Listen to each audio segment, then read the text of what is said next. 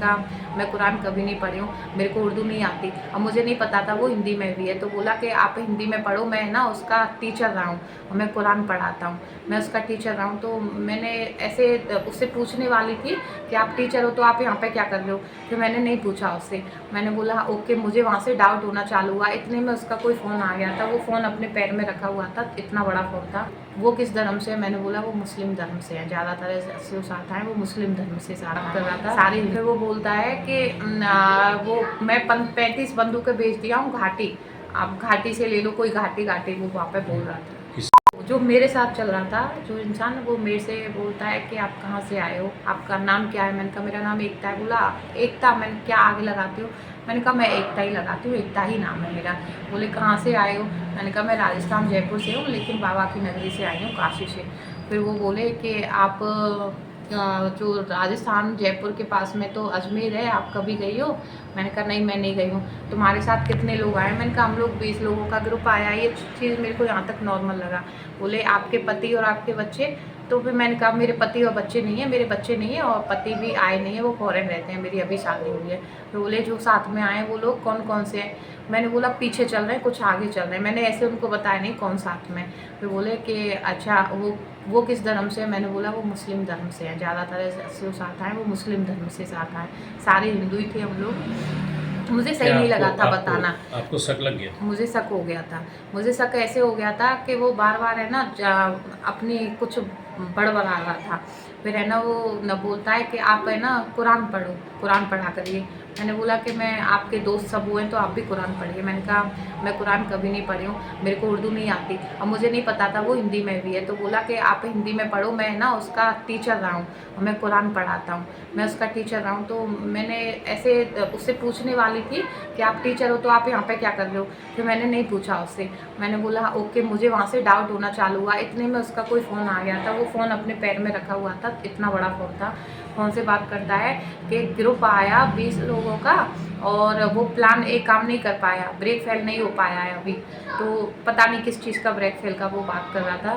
फिर वो बोलता है कि वो मैं 35 बंदूकें बेच दिया हूँ घाटी, आप घाटी से ले लो, कोई घाटी वो वहाँ पे बोल रहा था। किससे ले? एक किसी से बोल रहा था फ़ोन पे, और लड़का मैं भेजा हूँ अपना, वहाँ पे 35 बंदूक है, बॉक्सर भेजा हूँ, वो ले लो तुम। तो मेरा वहाँ से डाउट जो है ज़्यादा बढ़ा मेरा। मैंने कहा मेरे को वापस जाना है, मुझे ऊपर नहीं जाना। अब वो खच्चर वाले पैसे के लिए हमको वापस लेके नहीं आ रहे थे। मैंने बोला मेरे बच्चे रो रहे हैं, मुझे वापस जाना है, वापस जाना है। अब इतने में जो स्क्रैच जारी हुआ है वो हमें कल पता लगा, लेकिन जो स्क्रैच में बीच में लड़का है, लड़के टाइप का है, 19-20 एज का, वो मेरे भाई की रुद्राक्ष की माला को लेके बातें कर रहा था, वो उसको लेके जा रहा था। क्या नाम भाई का? आयुष्मान तिवारी। उनके साथ क्या हुआ? उसको बोले थे कि तुम अगर वो हो ये तुम्हें एनर्जी मिलती है तो हमें दिखाओ कैसे एनर्जी मिलती है, उधर जाके बात करते हैं तुमसे। जहाँ पे कोई भी नहीं था वहाँ पे लेके जा रहा था।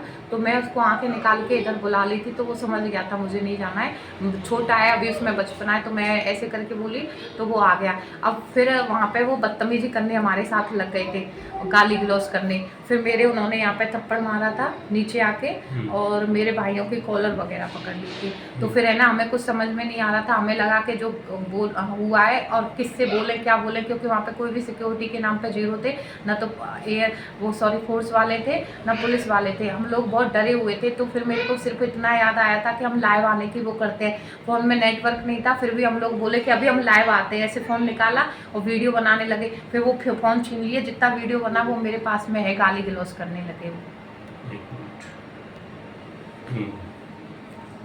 कोई नहीं थी।